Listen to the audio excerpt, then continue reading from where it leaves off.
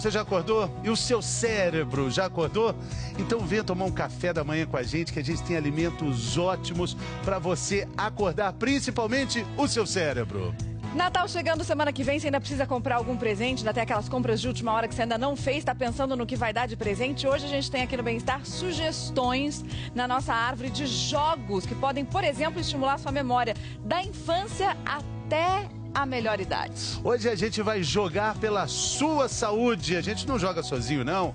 Muito bem acompanhado. Quem está aqui do meu lado, doutor Tasso Adoni, neurologista, sempre conosco, sempre muito bem-vindo, doutor. Bom dia. Bom dia, Fernando. Obrigado. Bom dia. Hoje nós temos pela primeira vez a professora e neurocientista Carla Tiepo. Professora, bem-vinda. Bom dia. Obrigada, bom dia, Bom Fernando. dia. Bom dia. Doutor Tarso, vou começar perguntando para o senhor. Muitas vezes a gente está começando a falar uma frase, por exemplo, e no meio dela a gente esquece o que a gente ia dizer.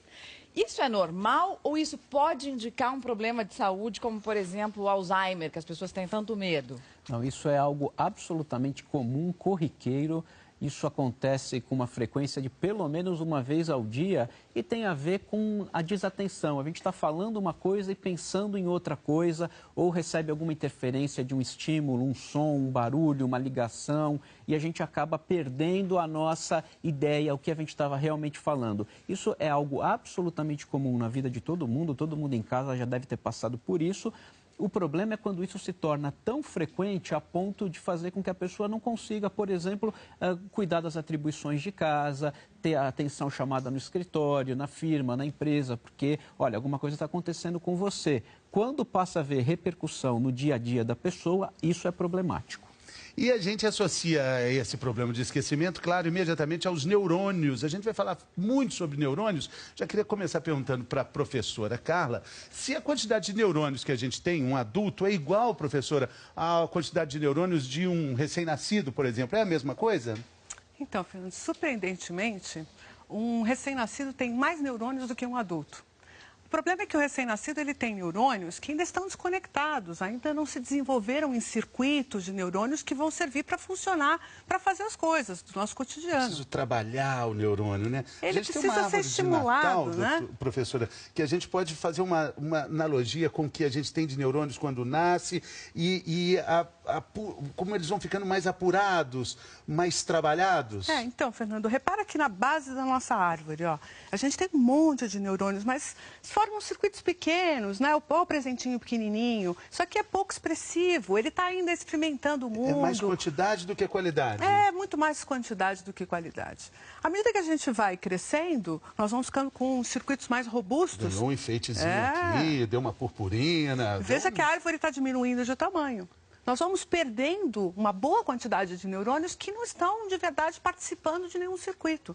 Mas vão estruturando e vão formando um cérebro cada vez mais apropriado para o nosso cotidiano. Eles ficam mais elaborados. Olha, a gente compara esse neurônio aqui, que é esse presente bacana, com esse outro aqui de baixo pequenininho, teve uma elaboração, teve um desenvolvimento. Foi a vida que fez isso. Foi o estímulo, né? A vivência com o ambiente, o nosso cotidiano, o nosso dia a dia que fez esse processo. Doutor Tarso, os jogos podem ser esse estímulo, podem ser um aliado para a gente na hora de melhorar essas conexões todas? Sem dúvida nenhuma. Os jogos, em todas as idades, eles são importantes para determinadas funções, mas independentemente da idade, os jogos são salutares para a saúde do nosso cérebro, para melhorar essas conexões, por exemplo. Vamos entender então o que os jogos podem fazer pela nossa saúde. Vamos começar a jogar aqui. O primeiro número que vai sair hoje é o 5, Fernando. Vamos ver o que o número 5 tem para mostrar para a gente. Olha só, vamos ver um benefício importante dos jogos que a gente vai falar sobre isso hoje também. Olha que interessante, vida social. Por quê, professora Carla? A vida social com os jogos, aparentemente parece uma diversão, mas tem um lado importante nisso. É muito importante, porque a vida social é também um processo que merece ser aprendido. A gente aprende a viver em sociedade. E os jogos nos ajudam a simular situações, a fingir determinadas circunstâncias que podem fazer a gente aprender como deve lidar com isso no futuro. Então, por exemplo, um jogo de quadra, um jogo de blefe, um jogo onde você tem que pensar na estratégia que o outro está pensando, isso faz com que você entenda mais o outro, produza empatia, entenda como que a fisionomia dele vai se expressando, a hora que ele vai pensando numa estratégia ou outra. Isso vai dando o que a gente chama de inteligência social. Né? Leva isso para a vida. No nosso cotidiano, isso é muito importante para a gente se relacionar, para se comunicar, para nos comunicarmos e entender o que o outro está querendo expressar, como é que essas coisas funcionam no nosso cotidiano. E a vida social, às vezes, exige que você pense rápido. Ui, é quase, hein? Que perigo, Mariana, o que jogo perigo. ajuda nisso também, começa desde a infância, né? A gente aprende brincando. Por exemplo, a contar. Vamos ver na reportagem da Ana Brito? São todos bem pequenos e já estão dando aula de matemática. Você é o mais velho? Olha, não, ele é o mais novo. O Nuno é o mais novo. Por que ele é o mais novo? Porque ele tem 3, quem tem 3 anos é mais novo, quem tem 4 é mais velho. Essa desenvoltura toda com os números é estimulada com jogos pedagógicos. Que cor caiu? Vermelho. Pode pular. Pulou. Enquanto o sapo pula, as crianças aprendem a reconhecer as cores. Que cor caiu? Pra onde vai pular seu sapo? Ah, no primeiro azul. Cadê o azul? Mostra. Isso! Como você sabe. Toma aqui você agora. Na outra mesa é preciso identificar as formas e achar uma maneira de colocá-las no lugar certo. É de encaixar. Esse jogo tem que encaixar cada um em seu lugar. Escolhido foi você. Mas desafio mesmo é manter a atenção dessa turma. E nisso, a pedagoga Maria Carolina é craque.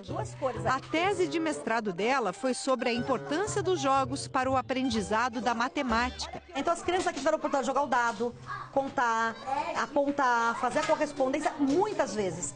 Todas numa relação de prazer, porque estava envolvido na situação de jogo. E a pesquisa e a prática mostraram que brincar ensina muitas outras lições. Elas aprendem tanto esperar a vez, como observar o jogo do outro, aprender a contar, aprender a corresponder, aprendem que estão todas sob a mesma regra. Olha aí a Carol reforçando a aula. Ó, essa daqui, pega uma caixinha, aí pega um dado. Depois de pegar o dado, pega um tutirô. Quem encher tudo, ganha. E quem ganhou? Todo mundo. As crianças querem pegar todas as peças e colocar no tabuleiro? Querem. Por que elas aceitam pegar se caiu um no dado? Porque elas estão sob a mesma regra e para estar no grupo, elas precisam atuar desse jeito. E elas querem. Elas abrem mão de alguma coisa, que é pegar e encher rapidamente tudo, porque elas querem estar com o grupo. Plantar uma sementinha e esperar para ver o que acontece. Se você fez esse experimento, com certeza lembra qual foi o resultado. Aprender brincando é muito mais fácil. Aliás, brincar já é um aprendizado. Por isso, os especialistas em educação defendem que os jogos façam parte da rotina da criança, dentro e fora da sala de aula. Jogo é uma coisa interessante para a criança o tempo todo. A criança brinca o tempo todo. É a linguagem da criança na relação dela com o mundo. Nesse espaço destinado à brincadeira, uma tarde de folga, um fim de semana de férias viram um tempo precioso. Pedro gosta de jogo da memória, gosta de bloco, de montar blocos, gosta de montar quebra-cabeça. Nessa correria do dia a dia é um momento nosso, né? Meu e dele. É só deixar os jogos espalhados que logo surge um voluntário. O da memória é unanimidade. Agora coloca aqui, ó, 1, 2, 3. Mas qualquer objeto que possa ser empilhado, montado, vira um universo de possibilidades. Olha só a Marcela. Ela fez questão de usar o microfone igual ao da mãe. Transformou raquetes em jacaré e fez a festa com uma cesta de blocos. Olha! Olha que legal, mamãe! É uma forma de aproximar da gente dividir mais um momento. A gente divide tudo com ela. É até a coisa de fazer comida, de arrumar casa, mas a brincadeira é uma coisa especial. Muito legal, né? Brincadeira, agora é sua vez no jogo, Fernando. Minha vez. Eu estava conversando aqui com o professor, é importante também guardar os jogos depois, né? Pedro e Rafa, meus filhos, pularam essa parte. Guardam. Vamos jogar os dados aqui, vamos ver mais um benefício para os jogos. Opa! 4. Vamos ver o que temos aqui. Raciocínio, doutor Tarso. Isso a gente viu na reportagem da Ana Brito, Exatamente. Os jogos são principalmente, às vezes, jogos simples, como a gente imagina, por exemplo, um quebra-cabeça, precisa de raciocínio, precisa entender a conformação espacial da peça, onde ela se encaixa, tentar integrar ela numa cena. Esse é um jogo mais simples, mas se você for imaginar um jogo de tabuleiro, um jogo como, por exemplo, o xadrez, um jogo como dama, você precisa de uma estratégia, você precisa de um raciocínio que faz com que isso seja, cada vez que você jogue, aprimorado, lapidado, né? E a gente tem aqui uma lista de sugestões de presentes para cada idade da vida. Vamos começar com a primeira fase, um presente importante na infância. A gente vai abrir aqui, professora, e olha só o que tem nessa caixa. Muito importante esse tipo de brinquedo, o quebra-cabeça. O quebra-cabeça... Quebra-cabeça, falou na reportagem, o Total já lembrou. A gente consegue entender como é que o mundo se monta, né? Como que a gente consegue juntar as partes pelas cores, a observação das cores, das formas. Isso tudo estimula o cérebro da criança a integrar cor, forma, lugar, objeto. O encaixe, o que combina com cada peça. E a forma da própria peça, se ela é uma peça de canto, que aí ele vai começar a entender que ele monta pela moldura, aí tem estratégia, tem tudo isso relacionado. Cor, né? Uma paisagem, um motivo, né? E ele usa várias informações diferentes para poder montar o quebra-cabeça. Isso estimula uma função do nosso cérebro muito importante que se chama memória de trabalho. A memória de trabalho é importante para a criatividade, raciocínio, entendimento do mundo, para tudo. Vou jogar os dados outra vez, então, para a gente ter mais dicas aqui no Bem-Estar. Vamos ver agora. Número 2. A gente está dando sorte que não saiu nenhum número repetido por enquanto, realmente. Hein? Estamos bem. E agora, agilidade.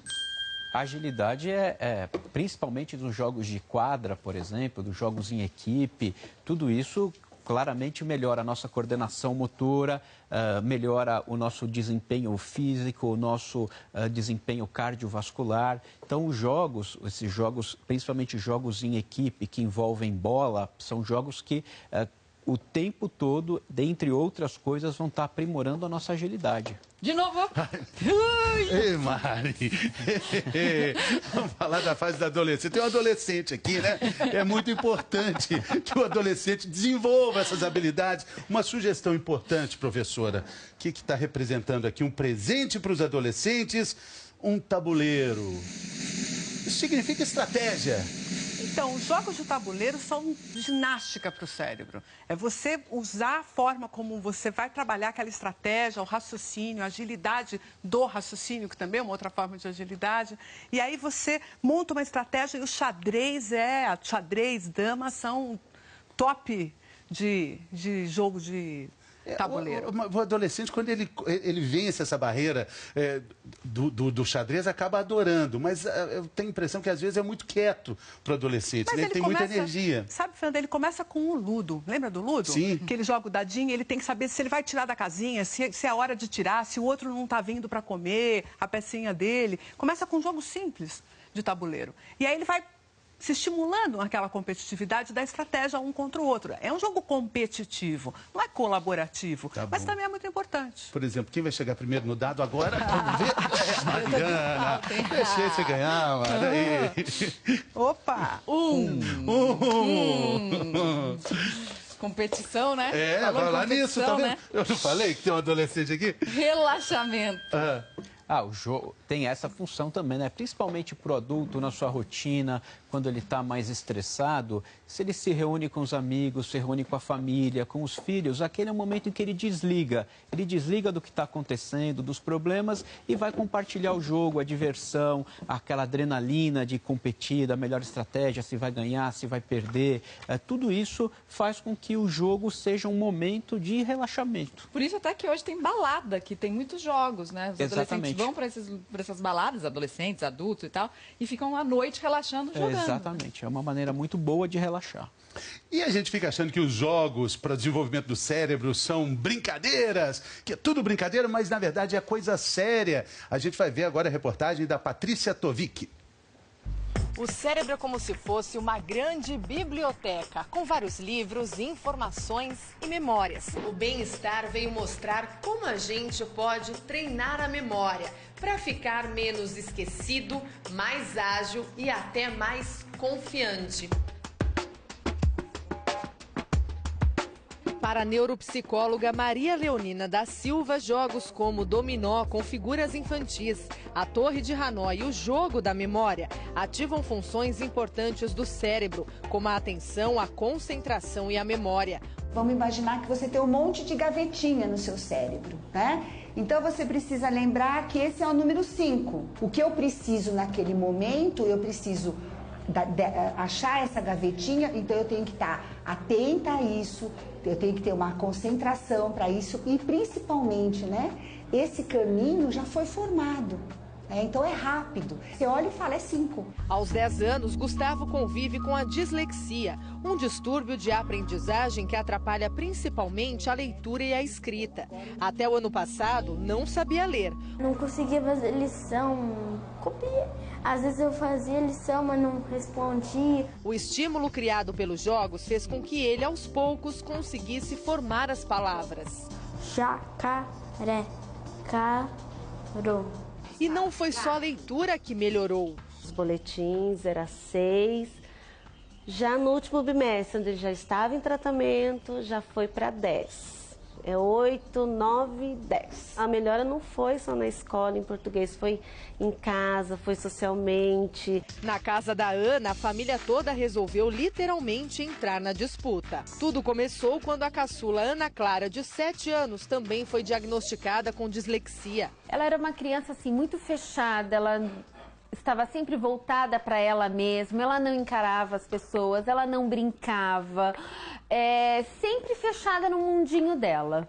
Todo esse medo de se relacionar com as pessoas ficou para trás. Tanto é que a Ana ficou super à vontade quando eu decidi entrar na brincadeira. E se não encaixar, você tira? Não. Tá errado? Tá. Viu só quanta segurança? E isso não é só para brincar. Também ficou mais fácil estudar. E as notas dela subiram de 0 para 7,5, 8. Então o progresso foi gigantesco. Neste jogo eu tenho que treinar não só a paciência, como também a agilidade em encontrar as peças aqui do quebra-cabeça. E eu já desisti, Ana. Você vai montar sozinha? Eu monto.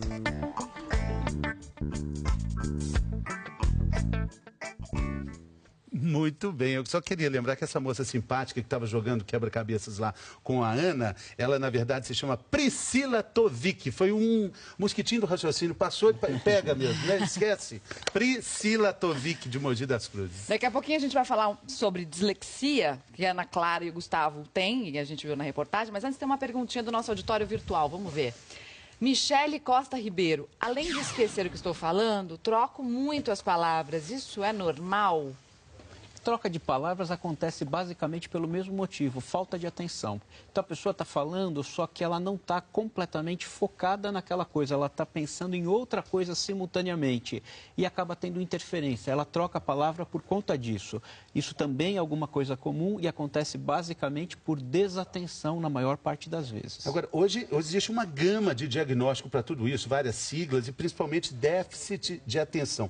Pode ser o caso, doutor? O déficit de atenção ele é mais complexo, ele não se restringe única e exclusivamente a trocar palavras. É uma situação mais ampla em que existe uma repercussão no desempenho normal daquele indivíduo. Ele não se concentra nas coisas que ele faz, ele começa uma série de tarefas e não conclui nenhuma, ele tem dificuldade em fazer amigos, ele tem dificuldade, por exemplo, em ler um livro. Ele é aquele indivíduo que às vezes fala para você, olha, eu tenho 20 anos de idade e nunca li um livro.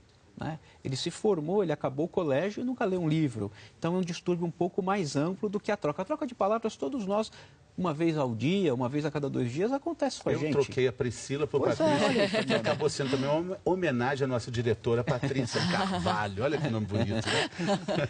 Agora, falando da dificuldade de ler, doutor Tarso, dislexia tem a ver com isso? Como é que diagnostica essa doença? Dislexia é um distúrbio que, basicamente, de causa provavelmente genética, que acomete basicamente a nossa capacidade de ler, escrever e de soletração, de interpretar estímulos, por exemplo, um ditado que a professora no primário faz para a gente. Como é um distúrbio que está restrito basicamente à leitura, escrita e soletração, obviamente que uma criança que ainda não foi alfabetizada não consegue ser diagnosticada. Então, o momento em que essas crianças são diagnosticadas é quando elas vão para a escola, quando elas começam o processo de alfabetização. E normalmente é aquela criança que fica atrás do restante dos amiguinhos, do grupo. O grupo vai para frente, se alfabetiza e ela não se alfabetiza, ela se isola, às vezes ganha pecha de preguiçosa. Então, é nesse momento que os pais devem estar alerta, a escola está alerta, falou, olha, pode ser que haja algum problema e essa criança é encaminhada para uma avaliação fonoaudiológica, psicológica, para tentar identificar se trata realmente de um caso de dislexia. A gente tem uma pergunta da internet, doutor, chegou agora, é da Ágata Martins Tavares. É verdade que jogar baralho faz a gente pensar mais? Eu acho que o jogo de baralho é um dos jogos de estratégia mais importantes que tem. Especialmente se você jogar o baralho bem jogado, que é... Bem jogado. Minha avó, por exemplo. Por exemplo, você está jogando, você está contando viu? A carta do outro, está observando as expressões faciais, sentado mesmo na mesa. Não é aquela coisa só da distração. Isso estimula bastante o raciocínio. Olha, não por coincidência, uma sugestão de presente para sua avó, Mari. Ela já tem todos. Mas sugestão aqui para os adultos. Mas o baralho do bem-estar ela não tem, é verdade. Só, a Paty está me falando aqui. Vamos abrir aqui uma sugestão. Opa! Baralho. Um jogo de cartas do bem-estar. Então, faz uma cara de bastante inteligente. E o baralho, desde que não seja paciência, né, ele também socializa. Sim. A gente só tem que tomar um pouquinho de cuidado com o baralho, porque ele estimula um pouco a questão dos jogos de azar também. E a gente pode escapar disso. Tem que escapar disso.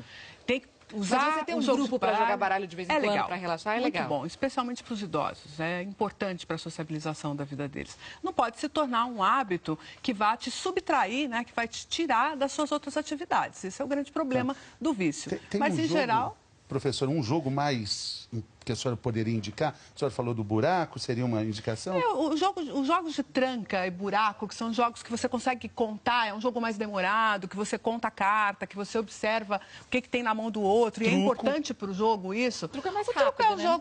Truco é um jogo mais de malícia, né? Um jogo mais ligado à malícia. Agora, um jogo que você precisa contar cartas e tal. Vou lembrar até da minha irmã aqui, que tem um grupo lá na cidade onde ela mora, que elas se reúnem frequentemente, uma vez por semana lá, elas sentam para jogar em Piraju, na cidade do interior de São Paulo. Tranca? Tranca, é o jogo delas. E você precisa ver a agilidade com que elas jogam. É assustador. Muito bom, vamos jogar de novo aqui agora o dado novamente. Vamos ver se a gente vai dar sorte. Não! Tenta aí, Fê. Já foi. Então vamos ver aqui mais um lance de dados. Vamos ver. Rodando bastante. De novo. Mais uma vez. 4 de novo, já saiu. Vamos ver. Dá assim pra... de novo. Vai, Mari. Última chance. 6. Ótimo. Vamos ver, o que é 6? Coordenação motora. Os jogos, sem dúvida nenhuma, estimulam a coordenação motora. Jogos como, por exemplo, o quebra-cabeça, que a gente já disse, o fato como você pega a peça, como você entende o encaixe da peça. Essa coordenação no quebra-cabeça, por exemplo, é visível. Nos jogos outros, jogos de quadra, jogos com bola, é óbvio que a coordenação motora está ali o tempo todo sendo treinada, sendo estimulada, sendo fortalecida, né? Então, a coordenação motora, tanto desde o quebra-cabeça até o jogo de quadra, ela é estimulada. Muito bem. Olha, chegou um comentário da internet agora. Vamos ver quem está falando conosco. Emanuele Lorenzon de Oliveira. Eu tenho 11 anos, parabéns. E jogo xadrez. Quando comecei, vi que melhorei muito na escola.